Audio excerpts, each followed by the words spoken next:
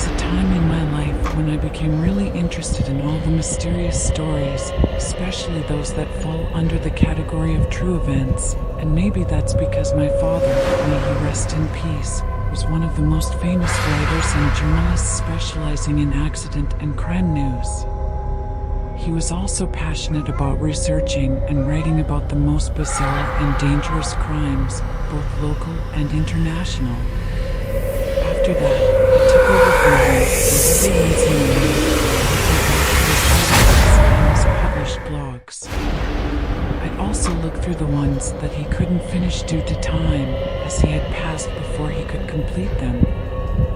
I read through them all. I discovered that, towards the end, my father was drafting certain articles to form the content of a book that would be edited, or to prepare material for a radio program. He was still fond of writing with pen and paper before switching to typing on Word. What was strange was that he kept the files for these articles in a special box in his library, and I discovered this by accident while I was organizing the place. The file was titled Confusing Incidents. Peace be upon you, and welcome to a new episode of the Untold Stories program. This episode is inspired by real events. It's a bit longer than usual, and it has some events that aren't exactly chaotic, but they do require someone who is fully awake to understand them so they don't miss the details. So, you don't need to miss anything. Focus. The story is from my father's writings, and let's see what the file titled Confusing Incidents contains, who is talking, and who my father was. We'll get to all that. The file was a collection of articles. Some of them I had already read before, but others I had never seen. I skimmed through them quickly, and that's when I remembered that I had always asked myself a lot of important questions. For example, are there really events or crimes that have no explanation or conclusion? Is there really such a thing as a perfect crime, or is it that behind every crime there's a purpose, and it's just labeled as perfect to keep the truth from being revealed? Are there truly mysterious events that seem to have no understandable ending, but behind them there's a shocking truth? Is it better to hide them and label them as cases with unknown perpetrators or unresolved mysteries? And the most important question, could there be someone other than humans who could commit these strange acts or crimes? Could there be incidents caused by magic or black magic where the details are hidden away in a file called Confusing Incidents? I found things in the file that answered some of these questions, and what caught my attention was that these articles were about crimes that either weren't written about at all, or the writing was cut short due to an order to stop publication. From all the titles I went through when I first opened the file, one particular title stood out. It was about a strange accident, and I decided to start with it. The incident happened at a specific time, and the place didn't exist anymore. The story started with my father's handwriting, and it said, whether you like it or not, you will come to a time when you will believe in things you've been denying, and then you'll turn around and deny all the things you've previously believed. You'll be confused between both, and the truth will be lost. You will find that hypocrisy will be your guide, leading you toward the truth. Sometimes, it will be your only lifeline to continue in life. You will also learn that demons, or possibly what we think are humans, aren't humans at all. This is what I learned from the story of the disappearance of the Adel Fahmy family. Note, the names, places, and dates have been changed in most of the stories to protect the privacy of the individuals involved, according to what was published in them. With everything you will hear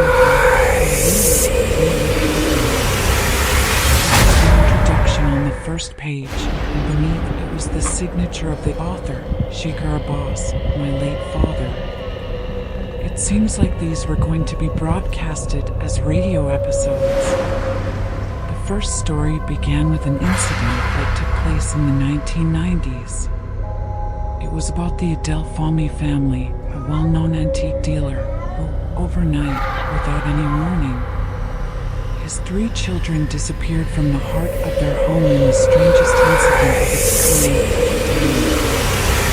Police received a report at 11 a.m. about the disappearance of Akram, Maryam, and Karan Adel Fahmy.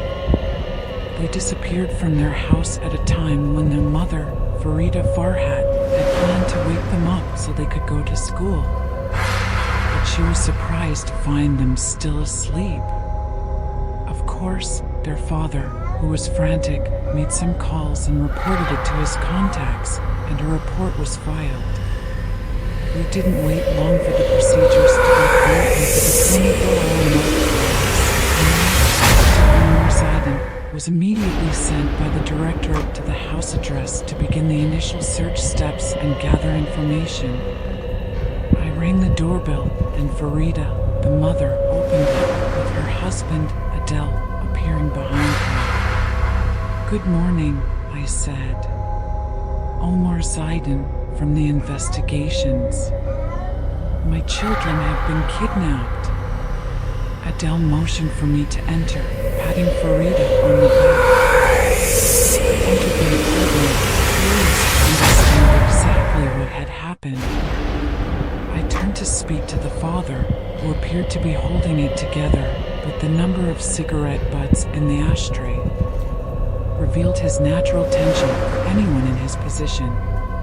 I asked him right away, "Mr. Adel, I know this is difficult, but can you tell me exactly what happened?" He put out the cigarette he was holding, pulled out another one, and nodded his head.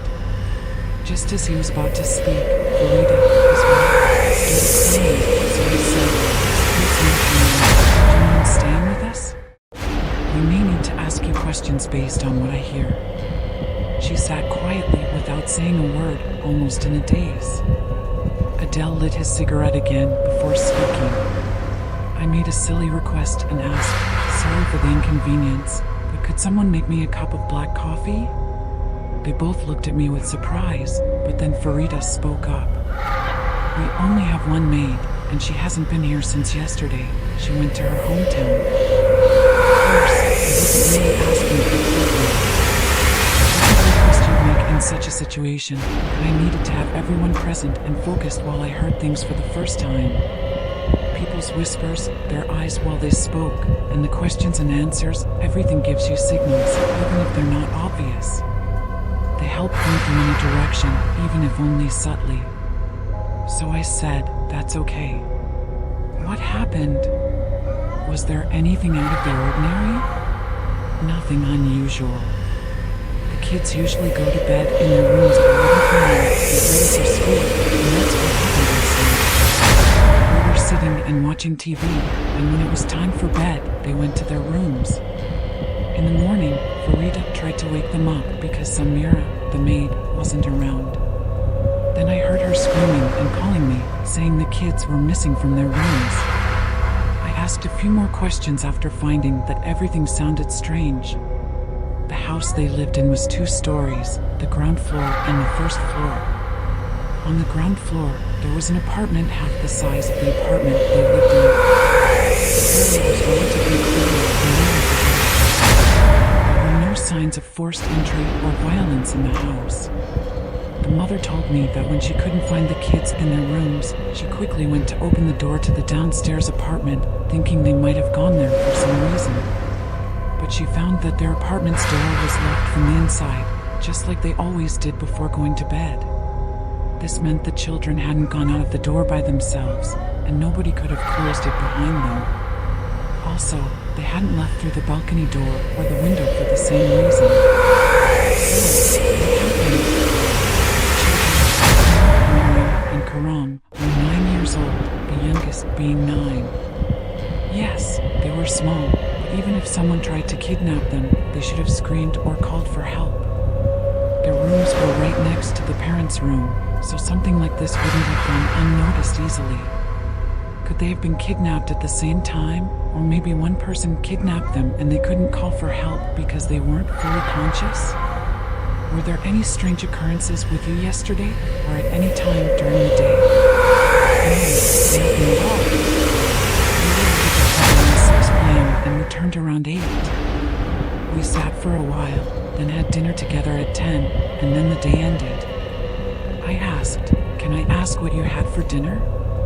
Just like anyone else, we had turkey, cold cuts, and jam, especially for the kids. Did they eat the jam? Yes, they love it, so they ate jam. Is the jar still there? Yes, I think it's just as it was, and there's some left. I then turned to Adel and asked, "Mr. Adel, are you at the He nodded. Yes, I was. I went to check on them at 7 p.m. Before I finished my work, I spent about half an hour with them, then we headed home. I asked, "Did you all return together?"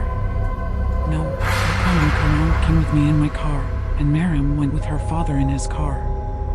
Farida suddenly interrupted, and in a surprising reaction, she said, "Wait. I remembered something strange that happened last night as soon as we went to bed, 11:30. She said, "I phoned me last night at 11:30, and I still hadn't fallen asleep. I went to the toilet, and when I answered, I didn't hear anything. I kept saying hello, hello, but there was no response. Then I heard someone laughing, a strange laugh, so I thought someone was flirting with me, and I hung up the phone." She continued, "Then the phone rang again immediately. When I picked it up, I heard someone whispering something strangely. I asked, 'Who is this?' and the person answered, saying something like this. She added, and I said the name I was shocked. It was like something clicked in my mind, and I started remembering something. I asked her, 'Do you know someone named Saud?' She stared at me and then at Adel, and after a moment, she said, 'Madam Saud is someone I met a while ago. She comes sometimes to read my coffee cup or do things to protect the house and the kids, like stuff like that.' As she finished speaking, Adel snapped, yelling at her, 'Again, Farida, again. This dirty track is your fault. You're the reason this happened, because you let these kids into our house.' He kept shouting, 'I swear to God, if anything happens to the kids, you'll regret it.' Farida tried to calm him down, but he kept saying, 'You're the one who brought these people into our lives.' When he finally started calming down, I asked her, 'Can you tell me more about this Madam Saud in detail?' She then began telling me the full story, and I asked them to have the remaining jar of jam checked for a reason. I started thinking deeply, convinced that the key to solving this case lay with two people, House and Samira and Melissa. First, everything seemed clear. So it was a fraud, and she, along with the poor housemaid, had sold Adel and Farida out to a gang to ransom their children. The story would unfold once the family began receiving calls from the kidnappers. However, what happened next made me realize that there wasn't a clear lead, or at least not a single obvious one. I discovered that my suspicions about the food were correct. Samira knew the kids loved jam, and forensic analysis of the jam jar showed it contained a substance that kept the kids, preventing them from assisting. It also explained why the parents didn't feel anything unusual. The call they received at 11:30 p.m. was likely made to ensure no one was awake in the house. There was probably another call afterward, but no one picked it up. As for Samira, she left the house the day before the kids disappeared, saying she was going back to her hometown to visit her sick mother. However, she never returned, and her mother wasn't sick at all. This made her the first suspect. Her picture was distributed to checkpoints and police stations, and the search for her began. Meanwhile, Adel Fahmy offered a large reward for any information about the children or anyone who could lead us to them. As for Madam Saud, she had a long story behind her. Farida was a regular at a family club and had a group of wealthy friends. They loved parties, going out, and traveling, and money was never an issue for them. But what stood out most was Farida's belief in the supernatural, witchcraft, and everything related to it. Despite their wealth, their decisions were always influenced by one person and only the man, which had a significant impact on the family. She was the one who guided their life decisions. Of course, Adel opposed having such people around when they first got married, but Farida had obeyed him at the start. Then, something happened. Farida's brother, mother, and father all died in a strange accident during a trip after her marriage. After this incident, Farida sought advice from Al-Makarim again. Al-Makarim convinced her to delay her grief by 24 hours, and this opened the door for Farida to seek advice from someone else in the same field. After the accident, Farida met Madame Saud at the club, who had miraculously helped recover 3 stolen gold chains from her villa. Adel had no idea about this or that Farida had been seeing fortune tellers until everything with the children happened. Of course, we quickly found Madame Saud and interrogated her. We didn't manage to prove anything against her at first, but the second approach was a complete surprise. It came after all other leads started to close. We had a strange lead that came from gas station workers in one of the main wards in the group of disappearance. The first few hours after the incident. So, you're saying that you saw the 2 boys and the girl at 3 a.m. with a man and a woman in a car, right? Yes, sir, that's correct. But, I swear, I'm not just talking nonsense. I noticed the little girl more than the others because her features were clearer. Did she talk to you? No, sir, she didn't. I'm just saying that the 3 kids looked like they were in a deep sleep, maybe because the girl was closer to me, and I was trying to get a glimpse of the man and the woman in the car, but honestly, I couldn't see them clearly. The guy who was with them didn't get out of the car. He was wearing a wool hat and a wool coat as well. He was built somewhat like you, sir, had a beard and a mustache. As for the woman, well, obviously, I wouldn't stare at women in cars. I couldn't tell you much about her either. And the guy who was with them, what was his appearance like? He didn't get out of the car. He was wearing a wool hat and a wool coat. His build was similar to yours, maybe a bit bulkier. He had a beard and a mustache. The woman, well, I didn't pay much attention to her. I asked him, what about the car? Do you know its details? He said it was a white Fiat 132 Cairo plates. But honestly, I wasn't able to see the number properly. The guy, when he noticed me looking, seemed like he was trying to check the plate number, and then he said, "You know anyone I need to confirm this plate number in case it falls off." And what did you do then? I didn't have any tools to get the number for him, sir. But I noticed another car approaching at the same time. I didn't pay much attention. My mind kept telling me these kids must be Adel Fahmy's children.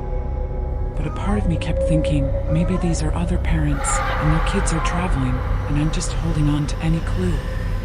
But there was nothing else to grab onto. Of course, my mind was all the finance related to Adel Fahmy, his house and his business. But what was strange was that a day passed, then another day, then a whole week, and no one had contacted them except for a few calls. Some calls were saying the kids had been seen in Alexandria, others said they were in Port Said, at the Mona Lisa Hotel. There were a few calls, but everything just ended up going nowhere.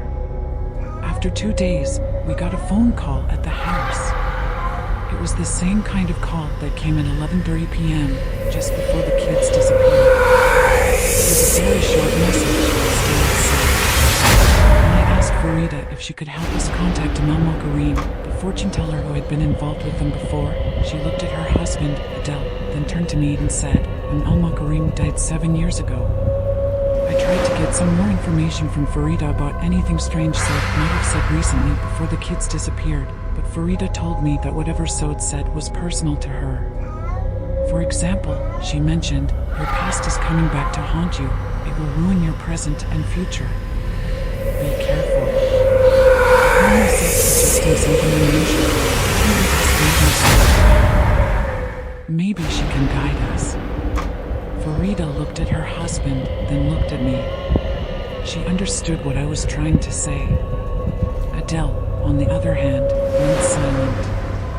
His silence presence was that of someone who felt helpless, the calm of someone drowning, trying to stay composed.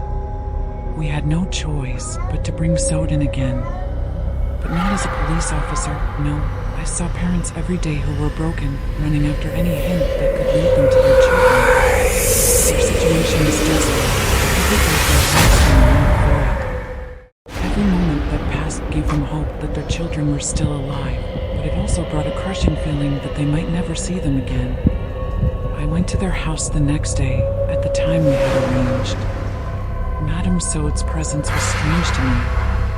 I won't say every spiritual healer has their own method, but each seller has their own way of presenting their goods to their clients. Sode looked about 40 years old, very well dressed, elegant, and refined. She didn't fit the usual stereotype of fortune tellers or those who use charms or something rituals. She was someone who blended into the social circle without drawing attention, someone whose audience would likely be more refined. She entered, and only Adel, Farida, and I were there. Farida opened the conversation and told Sode, "We received another call saying you'll help us, don't be late." Sode replied, "Of course, but you need to understand that I'm not a fraud or a charlatan. This is real knowledge that people just don't understand." It wasn't appropriate for me to respond. I was thinking that just because I believed in this path, it didn't mean I believed in it. Sometimes we end up on paths for various reasons, but not always because we truly believe in them. Sode indicated that we needed to go to the kids' room. Without asking any questions, I followed her instructions. She closed the door, locked the window, and even closed the balcony. After that, she brought out a small incense burner, lit it, and the smell was very strange. It wasn't bad, but it was strange. She lit a candle, and we sat on the floor in front of her. The kids, though, before she could sit, she got up, turned off the lights, and started muttering with her lips, repeating things that weren't audible. She kept mumbling near the incense holder in her hands. Then she started moving between the three beds, pushing the smoke from the incense towards them.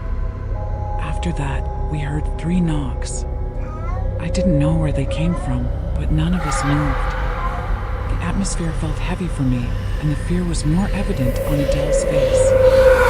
Imagination alone can make you wonder what anything is like. I just wanted to see how this would end. Above each bed, there was a portrait of each of the boys, drawn in their likeness.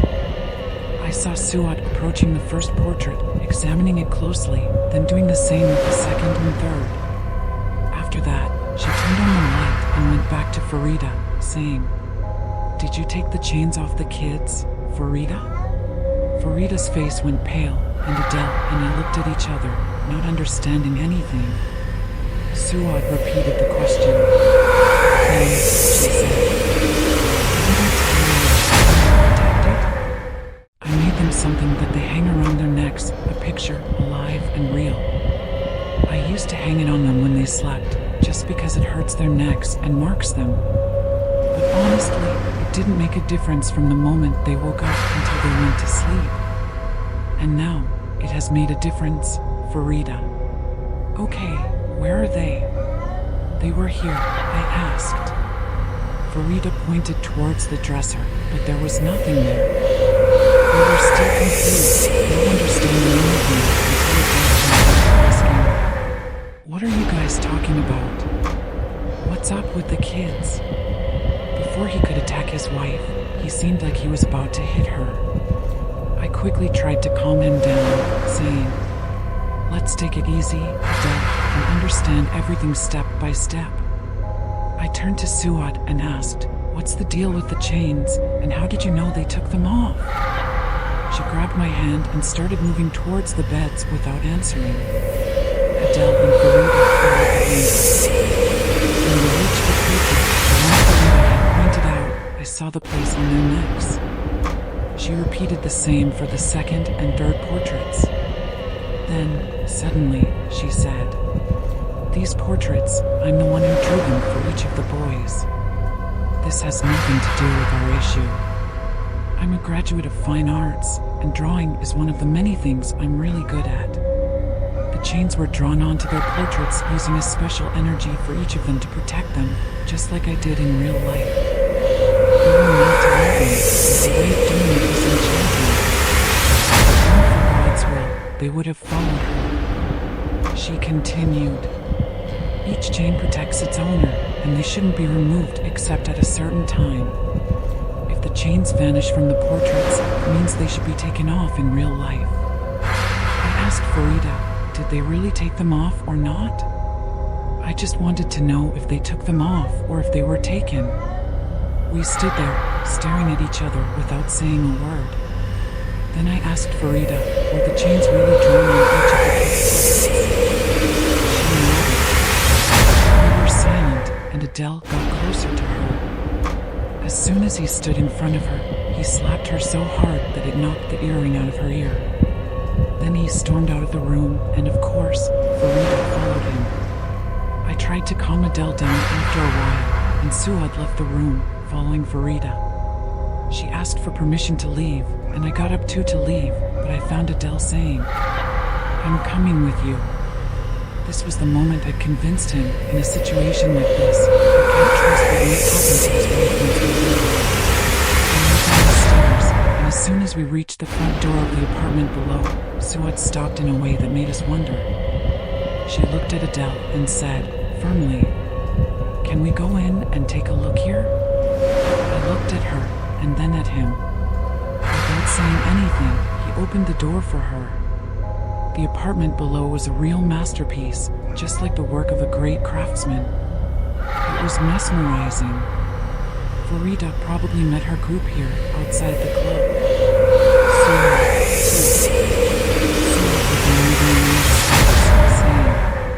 Is anyone here? The place felt like it was under someone's control. I reached for my gun, just as I was about to draw it, but she looked at me, shaking her head without understanding. She continued moving until she stopped in front of a curtain and pulled it open with both hands. We couldn't believe what we saw through it.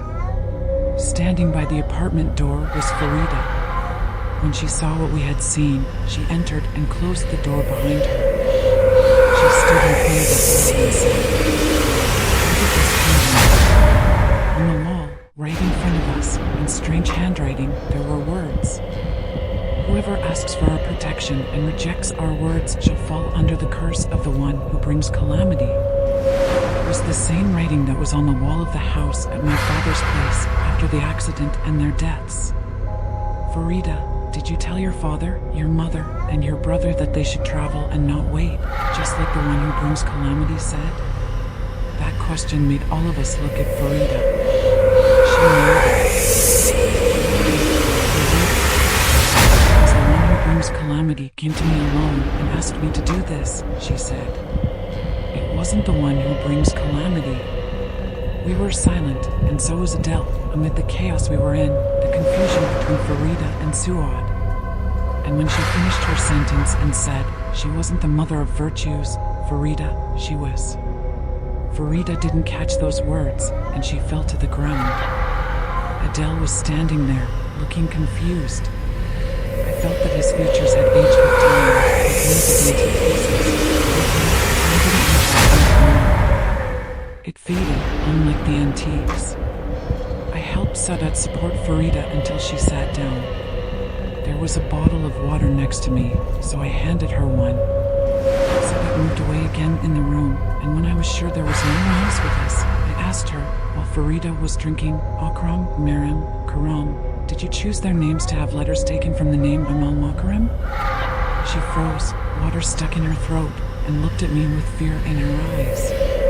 That was an appropriate answer for me, as I realized I was facing someone who believed in all wrong. Her beliefs were filled with falsehood, and she had ruined herself and her home with everything she had done. I couldn't say my conclusion in front of Adel, and I began to believe in things I had never believed in before. What? Sadat said again, and when I turned to the sound of her voice, we found her standing in front of an open accordion door. As soon as she closed it, we saw a sentence, split into two parts. It said, whoever digs into the past has dug up their grave, and beneath was written the name of an explanation, but neither of them said anything. I took my car and started driving around, flipping through all these thoughts in my head. If I accepted that what happened was a matter of magic, witchcraft, and spirits, what happened to Samira? Forget that for a moment. Why did the kids get scared? We tried to find any clue that would lead us to Samira, the maid, but it was like finding a grain of salt. It had disappeared. A month passed, and there was nothing new. The only thing that had changed was that Adel had become home. He was almost never home anymore. He spent his nights between bars, drinking. Farida was on the verge of madness, and Sadat's visits to her increased dramatically. Before she disappeared for a week, something strange happened. Sadat committed suicide by jumping off her apartment's balcony after leaving a letter. Strange. Sadat had lived alone, and the building she lived in was mostly empty, with only 2 apartments occupied. She lived on the 5th floor, and when she committed suicide, even the tenants of those 2 apartments weren't there. The strange part was that she jumped when Farida was about to reach her after Sadat called and told her she urgently needed to see her. When Farida tried to ask her why, she said, "I managed to summon a spirit that will show us the kid's location, but I need someone from their bloodline to talk to her." Spirit? Whose spirit? Al-Makarim. When Farida arrived there, she found an ambulance and a crowd. When she looked at the scene, she collapsed in shock.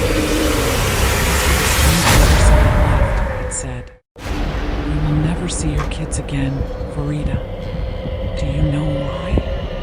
Because they are closer to you than anything else. They're always by your side, but your eyes can't bear them. The promise between me and you was broken the moment you tasted bliss behind my back. You should have kept your obedience forever, and what's coming next, Farida, will be your final message. After a year, you will be locked up in your home, never to leave again." And by the way, Sadat seems very bad. Because I'm not Sadat, Farida. I am Al-Makarim. I almost went mad when I read that letter. How could I explain this to anyone? If I did, they'd think I was insane. But there was no other way. Sadat was someone who believed in strange things, and when her end came, no one would search too much. People would be surprised at first, but after a while, everything would be forgotten. If I kept thinking like I had started, I would end up on my own path. What did I mean by telling me that she had summoned the spirit of Al-Makarim, the old sorceress? Yes, the ritual was done after Farida insisted and asked Sadat to do a seance for her.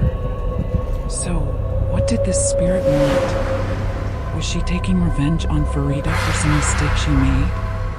I didn't understand anything during this period. Farida locked herself in her apartment and never went out. But over time, she started talking about a woman who would come to her sometimes at night, talking to her and then disappearing. Saying, "It's been a year since the beginning of spring, and the kids are still here, around you, watching you. The curse will lift when you see them. They're around you, they can see you, but the curse will be lifted when you see them. And they will come back," and there was more like this. When Farida refused to leave the house and reveal what was happening, her condition got worse. Adel stayed with her until the end, bringing her doctor after doctor. When they suggested that she travel abroad for treatment, her condition worsened even more, to the point where she was too weak to travel. She had lost almost half of her weight and became nothing but skin and bones. Meanwhile, the case file was officially closed after a few months due to lack of evidence. However, on another front, Adel kept increasing the amount of money he had offered earlier in exchange for any valid information about the whereabouts of the children. He even brought in religious leaders to pray in the house, hoping that the strange events caused by witchcraft might be the reason for Farida's illness. According to him, the religious leaders claimed they weren't frauds or anything. They were doing this for the sake of God, without taking anything for themselves. Yet, I kept thinking about the case, even among all the bizarre events that had come my way. I hoped that something new would emerge, and nearly a year after the disappearance, we received a strange report about a body found on a farm. The owners had been traveling for a year and were just returning. From the appearance and the clothes, it was obviously a female, and she had been struck on the head with something. The belongings found were just a small bag with some clothes. Inside the bag was a notebook with only a few things written in it, but for me, it was important for the disappearance case. The bag contained 3 gold chains like the ones I had seen in the photos of Adel and Farida's children. In fact, these were probably their chains. As for the notebook, it contained small details, an ID card, an address in a village, a phone number, an address for Sadat's apartment, and her phone number. There was also a third address, without a phone number, just the name of a hotel in Finland. From here, we reopened the case of the disappearance of Adel Fahmy's family, because the body belonged to Samira, the maid. Pen and paper, this clarified everything. Sadat, the sorceress, and Samira, the maid, along with Fathi Farhat, who was likely the person running the gas station, were all involved. They had orchestrated the scheme through Samira when she found out that Farida believed in witchcraft and sorcery. So, Sadat helped them set everything up. The one driving both of them was Fathi, and most likely sold them off since he didn't ask for a ransom or do it out of revenge on Adel or Farida for any reason they didn't even know. He first took care of Samira, claiming she had run away. Sadat continued with the role to mislead the case into the wrong direction, into the path of witchcraft and sorcery. Fathi was the one who later finished her off after she played her part. When the role was complete, it appeared to be a suicide, but there was one small detail that didn't add up. How was the apartment door locked from the inside during the incident? There's only one logical explanation for this. Samira, when she went down with them, went to the club, then returned to the house when it was empty, went to her room, and waited for everyone to fall asleep. She then opened the bolt and the door, let Fathi in, and went back to her room until morning. When they discovered what had happened, she hid in the closet, which explained why her clothes were tossed inside like she was hiding someone under them. At the time they discovered that the kids were missing and opened the door to search the apartment, she probably went and hid on the roof confirmed that the door was indeed locked from the inside. That solved the question. There was just one thing left, to reach Fathi. And the surprise came. Fathi was actually Farida's brother, the one who had died in the accident years ago. His name was Fathi Farhat. Before the accident, he had been wanted for drug trafficking, and no one knew his whereabouts. It turns out that the third person in the car during the accident was Fathi, and the reason for their trip in the first place was to help him escape the country. They tried to trace Fathi, but there was no information about him. When Farida saw the gold chains, she got up from her bed. She was no longer the same Farida I had first met. Adel had brought a nurse to take care of her because she had almost gone mad. She got up from her bed, but her condition didn't improve. In fact, it worsened. She kept muttering, "So it's been a year. The kids are coming back. Akram, Maram, Karam. Blessings upon you, and Al-Makaram." She kept repeating this, and honestly, the appearance was heartbreaking. Adel and the nurse didn't know how to control themselves as they cried. This was the first time I felt that Adel had lost all hope of seeing his children again. Despite this, he continued searching for them. After some time, the case was closed again, permanently. We never found the children, nor did we learn their fate. But 20 years later, I received the strangest call of my life. It was from a man whose voice sounded weak and frail. "Hello, is this Lieutenant Unsolved?" "Yes, who is this?" "It's been a long time since you've been looking for them. Do you want to know about Adel Fahmy's children? Where they disappeared to?"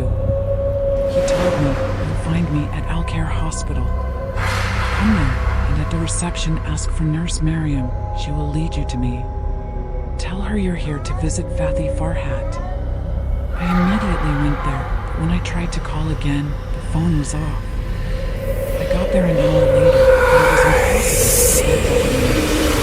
It was the only place in my life that stayed with me from the moment it started until I retired. It had begun as an unsolved mystery. I learned from the nurse, who didn't speak much to me, that he had late-stage cancer. When I entered, he was an old man, frail in bed, weighing no more than 50 kilograms. I approached him and sat down. "I'm sorry for troubling you back then," I said. At that moment, I didn't know what to say. He was a man dying, choosing to confess to me his final secrets. I told him, "I'm listening." He responded, "You were close to solving it. Most of what you thought was correct, but you missed a small detail. And that's because I planned everything in detail. Go ahead, tell me what happened." The execution was all planned by me, Samira, and Sadat. Farida was a woman who believed in witchcraft and magic. That's when I pushed Sadat to get involved for the money. Samira was poor, and I promised her marriage once we took the kids and she agreed to do it without hesitation. But officially, in front of the police, she was just a maid who had run away a day before the disappearance. But she came back to the apartment below after going to the club with them the day before the incident and took the kids with her. The incident happened at 2 a.m. He paused for a moment after explaining Samira's role in the incident. He took a deep breath, and I waited for him to continue. He resumed, "Everything written on the walls, and the letter was written by Sadat herself. She had taken a copy of the apartment key. The letter was part of the plan to make it seem like a case of sorcery with spirits involved and to cover up what we did to Farida. Afterward, she threw her off the balcony. It was meant to look like a suicide." I looked at him, unable to move, stunned by his words. He was confessing to his crime, showing off his cleverness and power at the weakest moment of his life. I was in shock, watching this man, but I couldn't speak. I took a breath, regained some composure, and continued. "Yes, Samira killed her. Once we got the kids, I was afraid of her. She knew all the details from the start, the way it was planned, her role in the house, everything until the end. If she had panicked or run away, everything would have fallen apart. Samira had to appear at any moment to confuse the case, whether it was a crime or sorcery. And Fathy Farhat? What about the kids? Where did you take them? I killed them all on the same day and buried them in a place where no one could ever find them. I couldn't believe what I was hearing. From the very first night, the kids were dead. But my true shock came from what he said next.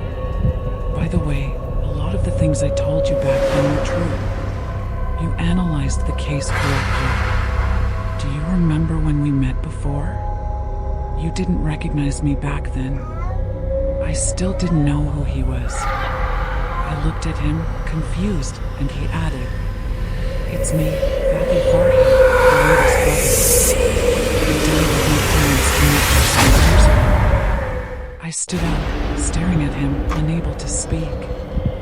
I ran to the nurse named Miriam. "Is this Fathy Farhat?" I asked. "Yes," she replied.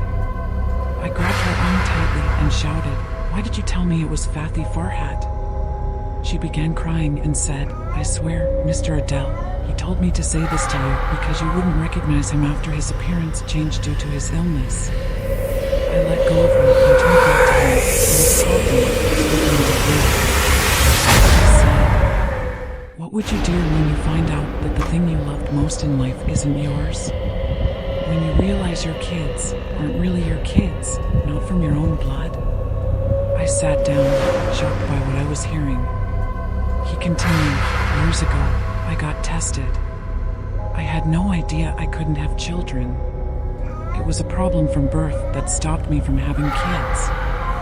I went crazy. I did tests with my wife, and all the results were the same. I sold the money to those kids. I thought that Belinda would have her heart broken, crushed me. Now, if I tell you what happened, I'll be exposed. My image, my family's reputation, all of it would be ruined. So, the solution was to get rid of the kids. Someone was waiting for me in an old car I had bought a while back. I took the kids out after they were drugged, and Farida was drugged too. I didn't eat anything from the food either. He didn't eat dinner. He put the kids in the car and drove off, saying at the plane, and we came home around 7 in the morning. He entered, locked the door with a bolt, and went to sleep next to Farida. I had bet on her madness. Losing the kids like that, for her, would be death. She would be destroyed, and I knew she'd go mad. I lived with her for this moment. I wanted to see her reaction. I told her everything. I told her that I was the one who killed the kids, but she was in another world now. I told her she was a traitor. I told her everything. But I also told her everything. Now, I'm sorry for troubling you, but the machines around him started beeping, and the nurse ran in. They called for the doctor, and they kicked me out. That night, they announced the death of Adel Fahmy. I couldn't believe this truth, even though it was the truth. There would be no new case. There was no new evidence. The kids were dead, and no one knew where they had been buried. Everyone involved had died. The kids, the criminal who had been in front of me all along. I stood there, unable to think. The shock was overwhelming.